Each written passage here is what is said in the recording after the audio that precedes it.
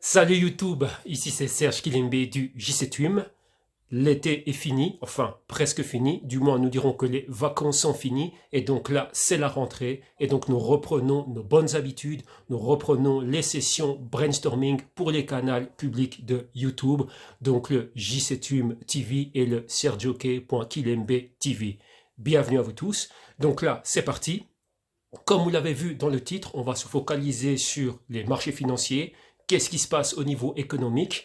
On parle de récession, on va se focaliser sur les États-Unis, vu qu'il y a deux camps. Il y a le cas soft landing, c'est-à-dire une récession contrôlée, quelque chose de très léger. Et d'un autre côté, nous avons le hard landing, donc une récession clairement folle, et bien un impact violent sur les marchés financiers, méga bear market, méga crise de liquidité et pas mal d'éléments. Ici, on va extraire deux thèmes. D'un côté, nous avons le thème IA avec le méga FOMO, ChatGPT et pas mal d'éléments comme ça. Nous avons fait pas mal de travaux d'analyse et pas mal de vidéos sont disponibles sur nos chaînes publiques. Donc là, allez consulter cela. Et d'un autre côté, nous avons le Bitcoin, et donc là, qui est notre indice clé au niveau des digital assets, donc les crypto-monnaies. Et là, nous avons quoi? Il y a un méga buzz, beaucoup de hype concernant l'application de BlackRock pour un ETF spot et la conversion du trust de Grayscale, donc le GBTC, en un ETF spot. On a vu ce que ça a généré au niveau des marchés financiers, spécifiquement au niveau de ce segment d'actifs très spéculatifs, donc les crypto-monnaies, et on a vu un méga boom haussier, et ensuite il ne se passe plus rien. Donc on a eu un méga pic, donc là le pic du hype, pic de ce fameux FOMO, et ensuite boum, c'est reparti à la case départ. Donc là, si nous parlons du BTC, région des 25-26 000 dollars, monter super haut et maintenant revenir au même niveau. Et d'un autre côté, avec ça, nous avons la IA qui a généré beaucoup de hype, des entités clés, donc celles qu'on appelle les 7 magnifiques, donc Nvidia a pas mal d'entités, donc les entités qui mettent sur pied cette infrastructure IA ont explosé.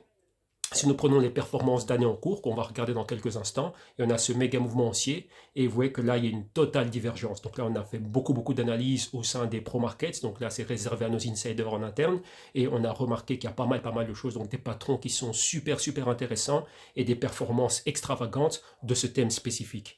Donc là, il y a deux marchés et deux économies. Donc l'économie de la IA, les marchés financiers qui sont basés sur des actifs qui mettent sur pied la IA, eux ont connu des performances positives. Et d'un autre côté, vous avez le reste de l'économie et le reste des, on va dire, des actifs financiers qui, eux, ne cartonnent pas.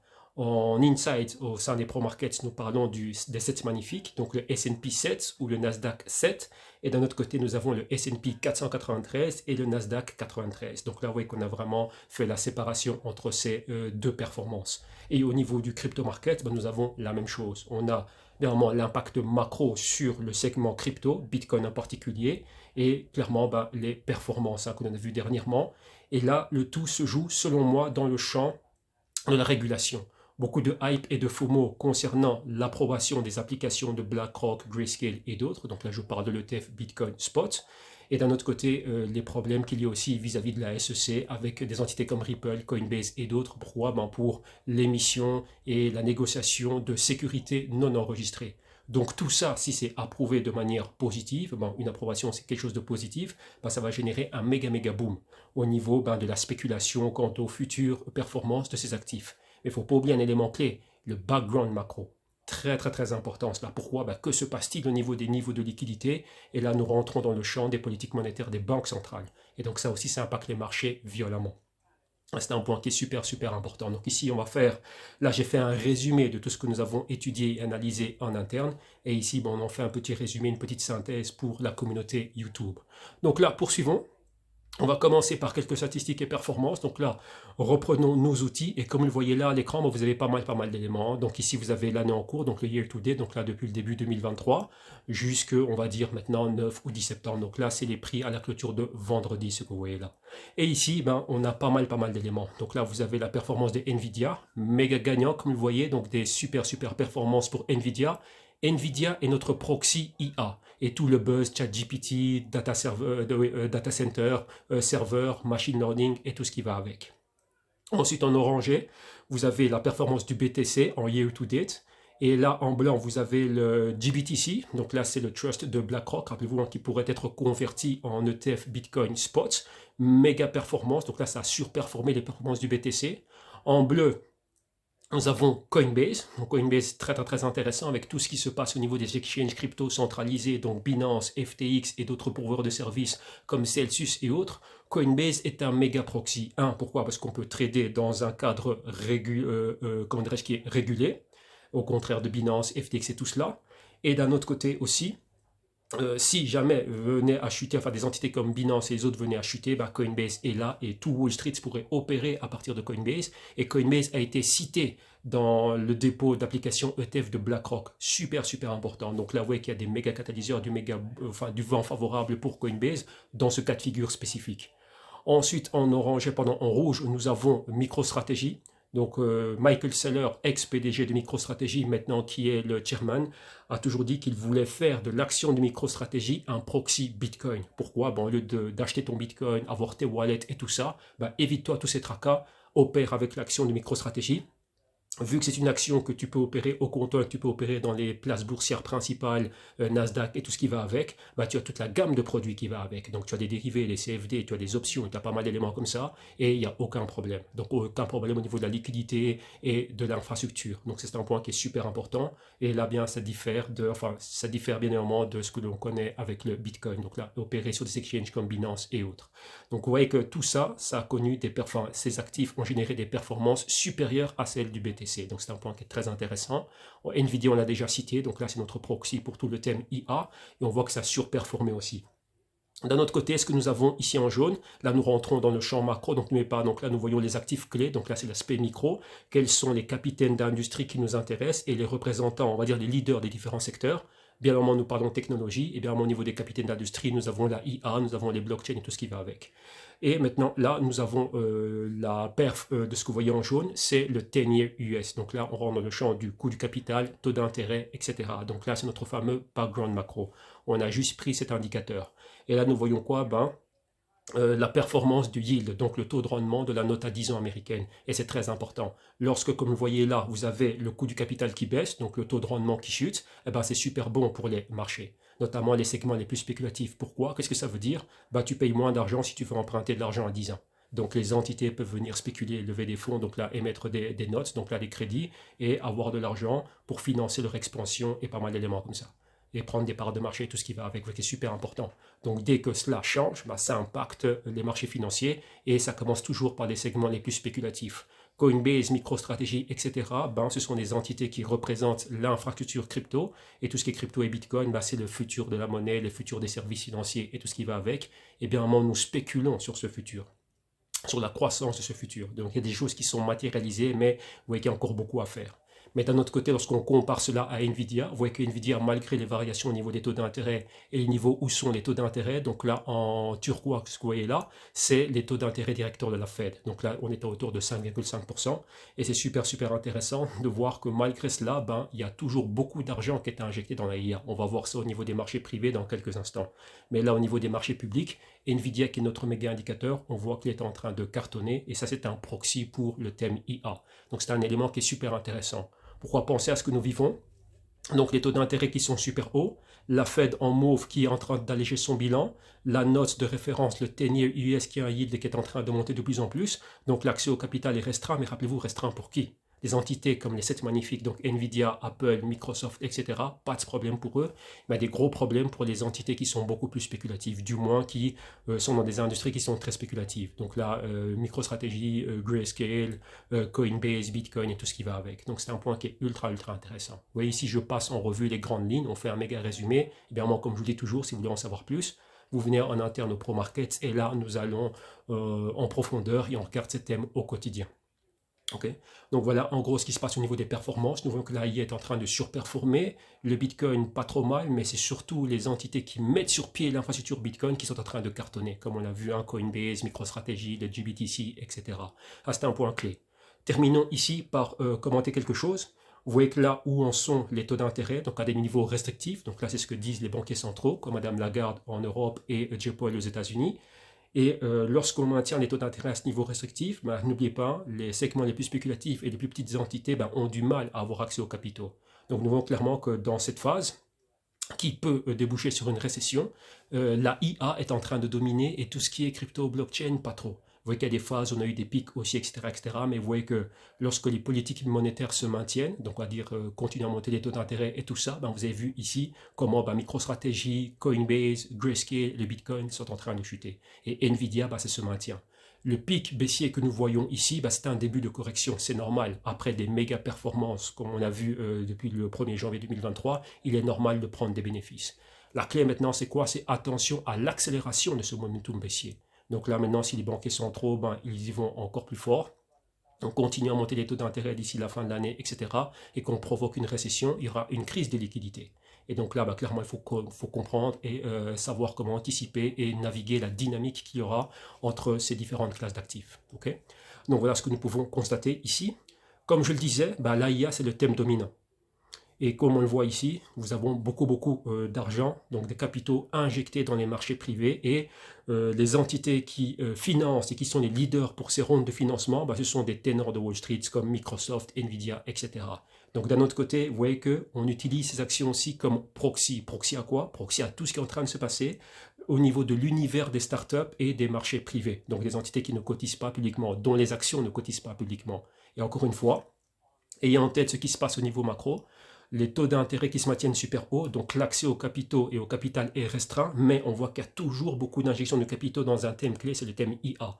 Donc là, il y a différentes pages qui suivent ce monde des startups et des marchés privés comme TechCrunch, Crunchbase et autres, et Bloomberg qui font pas mal d'articles à ce niveau-là, et ils font des suivis des rondes de financement, ils regardent quels sont les secteurs et quelles sont les industries dans lesquelles on injecte beaucoup de capitaux, et c'est toujours la IA qui est mise en avant, et là, comme vous voyez là, donc là, le funding, donc là, le financement des entités IA, on voit que c'est en train de chuter quelque peu, mais c'est toujours la IA qui est en train de cartonner. Lorsqu'on compare ça au Web3, blockchain et crypto, ben clairement, il y a moins d'argent qui est injecté. Donc, si, un exemple, 1 milliard de dollars qui est injecté dans toutes les startups, vous allez avoir, allez, je vais donner un chiffre comme ça, ben 80% en IA et 20% dans le reste. Maintenant, il faut voir ben, les entités crypto, blockchain, tout ça, combien d'argent elles reçoivent.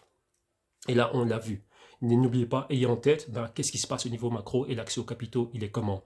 Vu les taux d'intérêt qui sont super hauts, ben, c'est très restrictif, mais malgré cela, toujours beaucoup d'argent injecté dans la IA. Et ça veut dire beaucoup. Maintenant, imaginez-vous que le background macro change, que nous repartons en mode QE, donc là, assouplissement quantitatif, beaucoup de liquidités, taux d'intérêt bas, les banques centrales qui repartent en mode, comment dirais-je, expansion de leur bilan, taux d'intérêt super bas, bah, ça va être quelque chose de très violent. Quand je dis violent, ce sont des méga retours, mais pour quelles industries, quels secteurs et quelles entités? Rappelez-vous la thématique, quelle sera la thématique clé, donc la thématique dominante dans laquelle les investisseurs seront prêts à injecter beaucoup d'argent. Maintenant, on voit déjà où ils injectent beaucoup d'argent, et vous voyez que là, les marchés financiers, enfin les marchés privés, nous servent d'indicateur à ce niveau-là. Okay, donc passons. Maintenant, regardons ce qui se passe au niveau des cryptos. Et comme vous voyez ici, ce sont des notes de Cointelegraph, Coindesk, Bloomberg, enfin pas mal de manchettes qui proviennent de pas mal de médias spécifiques crypto et médias un peu plus avancés, donc marchés traditionnels comme Bloomberg et CNBC. Et comme vous voyez là, on parle de macro headwinds. Headwinds, ça veut dire vent contraire. Donc là, ce qui nous empêcherait d'exploser à la hausse. Et donc là, comme vous voyez ici, macro headwinds could delay Bitcoin bull market. Donc clairement, le momentum aussi du BTC, généré par des catalyseurs comme le halving qui arrive en 2024. Et maintenant, on a tout le FOMO et le hype, comment dirais-je, autour de l'ETF spot, de Grayscale et l'application de BlackRock. Et maintenant, bah, vous voyez que ça, ce sont des catalyseurs positifs. Mais d'un autre côté, tout ce qui se passe au niveau macro, bah, ça empêche l'aspect micro et micro spécifique crypto d'exploser à la hausse. Donc vous voyez que cette relation macro-micro est super importante. Et qu'est-ce qu'on a ici? Ben, bien évidemment, on retourne en arrière lorsqu'on parle, enfin, on retourne en arrière. En début d'émission, je parlais de la Fed et de ce risque de récession. Maintenant, imaginez-vous, bah, si récession il y a, comment ça va impacter les différentes classes d'actifs? Maintenant, lorsqu'on voit par exemple la IA, bon, au niveau de la IA, il y a eu des méga gains, donc on peut avoir des prises de bénéfices afin de tirer avantage des actifs qui auront connu le plus gros de dislocation de prix. Là, c'est super important d'étudier l'historique des marchés financiers et on a vu des éléments, enfin on pourrait vivre quelque chose de similaire, plutôt il pourrait avoir des similitudes entre ce qu'on va vivre probablement en 2024 vis-à-vis de ce qu'on a déjà vécu durant la période 2007, 2008, 2009. Donc l'ancienne crise financière. On peut compter la pandémie aussi, mais c'était très rapide. Quand je dis très rapide, c'était quoi? C'était les mesures qu'ont pris les banques centrales afin de contrôler la situation. Mais si on laisse aller, quand je dis laisser aller, c'est quelque chose de normal. Donc clairement que comment dirais-je, qu'on prenne des actions de manière beaucoup plus lente. Ce qu'on a vu en 2008-2009, bah, clairement, vous voyez que là, la situation peut s'aggraver très vite. Donc on peut avoir des chutes violentes. Et ça, c'est ce à quoi on s'attend pour fin 2023, début 2024. Donc là, il faut faire très attention à ce que fait la Fed. Et oui, maintenant, il y a toujours ce que je vous disais, ces deux camps. D'un côté, oui, on peut éviter une récession, ou si récession il y a, c'est quelque chose de très léger, ou clairement, non, on pourra pas éviter une récession, et si récession il y a, c'est quelque chose de violent. Mais n'oubliez pas, crise de liquidité, chute des marchés, comment ça va impacter les différents thèmes. Donc le thème IA d'un côté, et le thème, on va dire, blockchain, avec Bitcoin comme indicateur. OK. Et donc là, ça c'est ce qui a été dit dernièrement ce week-end. Vous voyez qu'il y a des méga risques de chute du prix du BTC. Maintenant, on parle de niveau clé de 22 000, 20 000 dollars, etc. Certains vont même plus bas. Ça, c'est vraiment dans le cas de figure où, comment dirais-je, on tomberait en récession, on va dire, violente, donc hard landing. Donc là, les prix pourraient chuter violemment. N'oubliez pas, c'est accompagné d'une crise de liquidité. Et là, voilà, vous avez des actifs qui chutent violemment. Donc ça, c'est ce que nous constatons au niveau du BTC. Et vous voyez que lui-même, il peine à maintenir le niveau clé des 26 000 dollars. Après avoir atteint les 31 000, 30 000, 26 000, et vous voyez qu'à plusieurs reprises, il a pulvérisé le chiffre rond, donc les 25 000, plongé au niveau des 25 700, 25 500. Maintenant, qu'est-ce qui se passe? N'oubliez pas, maintenant, il est orphelin, donc il est orphelin de catalyseurs puissants. Les gros catalyseurs, ce sera 2024 avec le holding et tout ça. Mais n'oubliez pas, le background macro, il est comment? Et maintenant, voilà, le hype et le FOMO de l'ETF, tout ça, c'est passé. Enfin, c'est pas encore fini. On a à la mi-octobre, il y aura une décision de la SEC, mais d'ici là, voilà, il peut avoir un retour de volatilité et le tout accompagné d'un sentiment négatif. C'est pas positif pour les prix du BTC. Okay.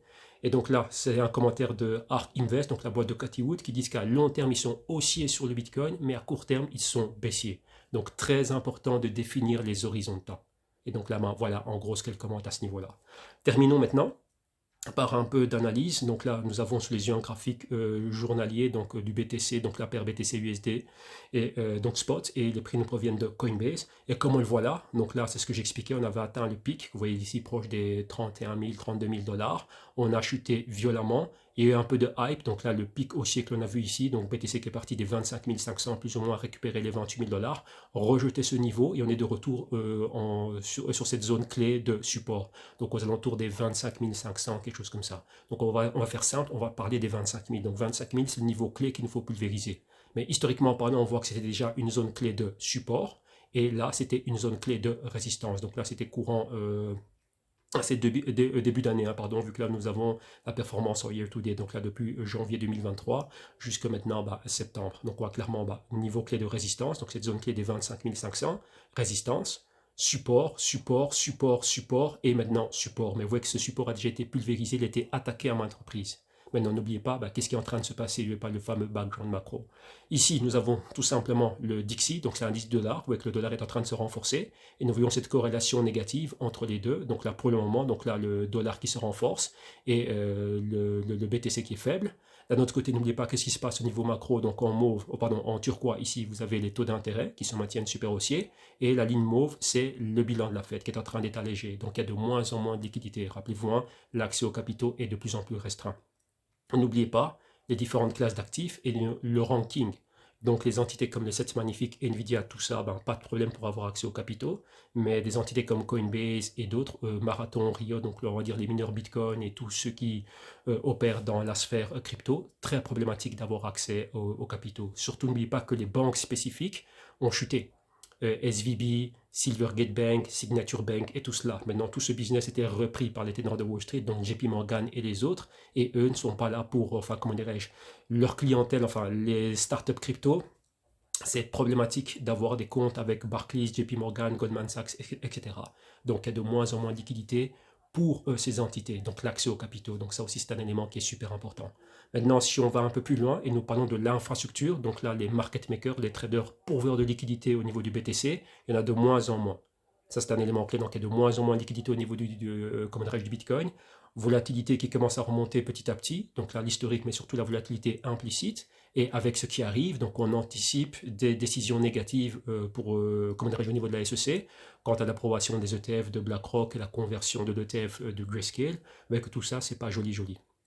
C'est idiosyncratique, donc c'est spécifique au Bitcoin. Évidemment, ça va impacter le crypto market. Maintenant, avec ça, n'oubliez pas le contexte macro. Qu'est-ce qui se passe au niveau de la politique monétaire des banquiers centraux?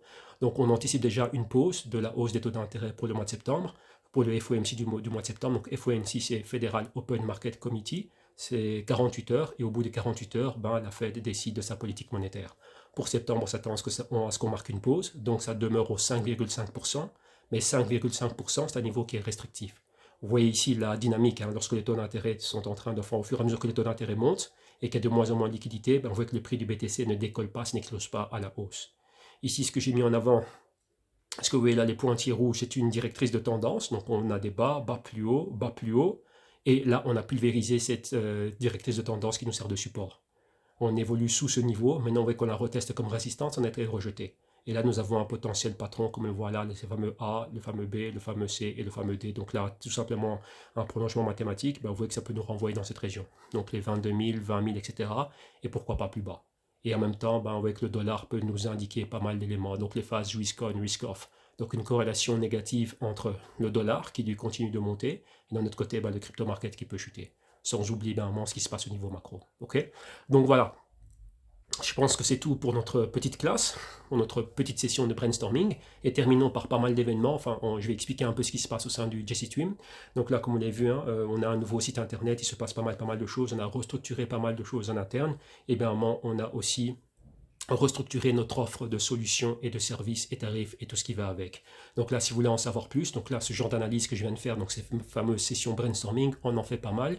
Et donc là, je vais expliquer rapidement ce que c'est. Et si vous voulez avoir beaucoup plus d'informations, ben, n'hésitez pas à nous contacter. Okay, donc là, vous avez toutes les mesures pour nous contacter, enfin tous les canaux, toutes les voies pour nous contacter via le site internet, etc. Okay, donc voilà, nouveau site internet qui a été mis sur pied. Nous avons lancé aussi un Patreon à travers lequel nous avons différentes souscriptions et on a segmenté ce que nous offrons. Donc beaucoup sont intéressés, comme ici, spécifiquement, allez, on va dire, beaucoup de personnes sont intéressées uniquement par tout ce qui se passe au niveau crypto. Donc nous avons lancé le Digital Asset Brainstorming, qui est une publication hebdomadaire. Donc là, c'est moi qui fais les rapports tous les samedis. Donc là, 1 heure, 1 heure quart tous les samedis. On passe en revue ce qui se passe au niveau de la semaine, au niveau crypto. Et en bonus, on a intégré les crypto-rapports. Donc là, on a un rapport par mois, donc rapport crypto markets. Et chaque samedi, donc chaque semaine, vous avez les Digital Asset Brainstorming.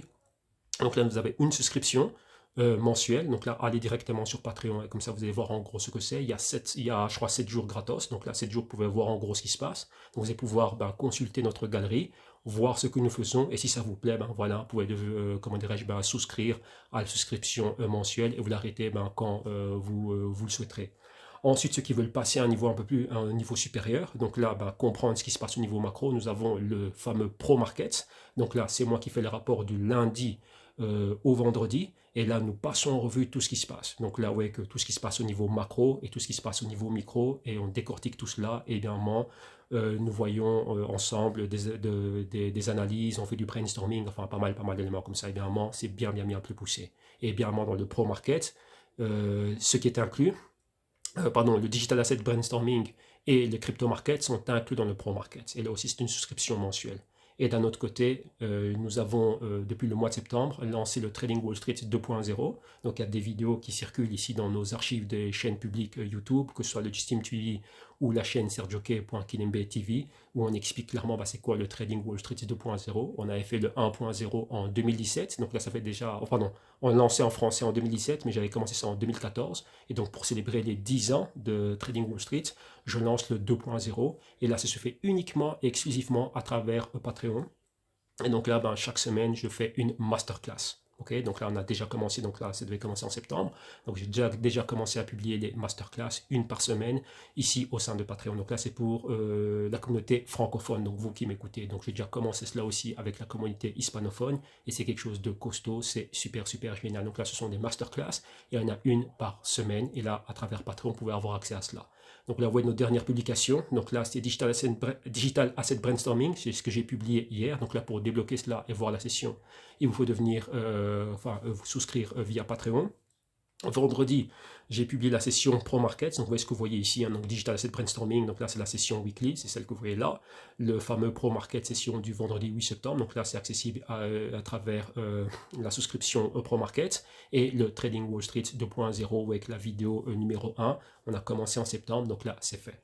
Donc là voilà, comme ça vous avez accès à tout ce que nous faisons. il y a différents types de souscriptions, c'est accessible à toutes les bourses, et donc voilà, donc ceux qui ne veulent que des cryptos, ben, vous savez exactement où vous rediriger. Ceux qui veulent comprendre tout ce qui se passe au niveau macro et comment ça impacte la micro, donc quand on dit micro, ben, c'est indice boursier, tout ce qui se passe au niveau des cryptos, et nous suivons quelques thèmes spécifiques, donc le thème IA, thème blockchain, Web3, tous ces éléments-là. Vous venez au niveau des pro markets, et ceux qui veulent comprendre le mindset et comment dirais-je, être initié entre guillemets à comment dirais-je, au trading et au portfolio management, ben là on a lancé spécifiquement le Trading Wall Street 2.0, et donc là c'est quelque chose de très très très costaud, et là c'est une session par semaine. Ok, si vous voulez en savoir plus, vous venez directement au gistium.com, vous me contactez, et on va revenir vers vous très rapidement. Ok, donc voilà, un grand merci à vous tous. Focus. Bon dimanche, vu que c'est dimanche que je fais cela. Donc là, je vous souhaite une excellente fin d'après-midi, excellent fin de week-end, excellent début de semaine. Mes insiders, on se retrouve au quotidien. La section S5, donc là, ce sont mes traders. On se retrouve au sein du Trading Wall Street 2.0. Ok, merci à vous tous. Ciao YouTube.